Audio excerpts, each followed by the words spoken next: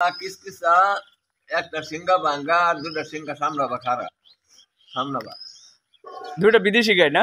সম্মানিত দর্শকবৃন্দু, আমার এই গলি থেকে আজকে রাত্রে আনুমানিক 3টা থেকে 3:30টার ভিতরে 4টা গরু চুরি করে নিয়ে গেছে।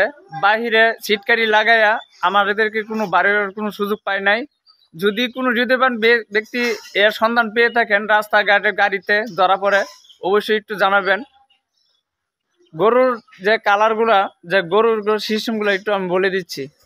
কিসকিসা একটা সিঙ্গা ভাঙ্গা আর দুটা সিঙ্গা সামলাবা খারা সামলাবা দুইটা বিদেশি গাই না।